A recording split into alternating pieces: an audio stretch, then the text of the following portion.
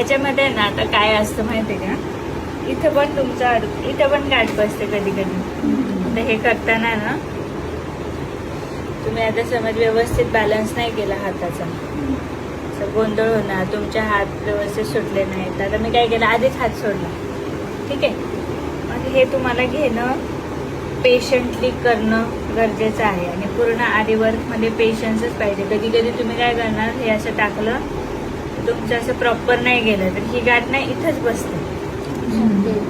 मग ती सोडण्यासाठी पण तुमच्याकडे पेशन्स पाहिजे. तुम्ही काय करणार, तुमच्याकडे पेशन्स नसेल तर अख्खा कट करणार, तुमचा एवढा धागा वेस्ट होणार.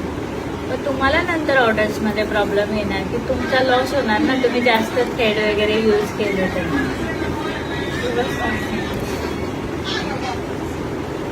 ठीक आहे, त्याच्यामुळे तुमच्याकडे पेशन्स पाहिजे की तुम्ही हे जी इथे जरी गाठ बसली ना तरी ती काढता येते, पण तेवढ्या पेशंटली तुम्ही ती काढली पाहिजे, ते सोडलं पाहिजे. ठीक आहे, कारण जर तुम्ही असं डायरेक्ट एवढा धागा वेस्ट केला तर लॉस तुमचा आहे त्याच्यामध्ये.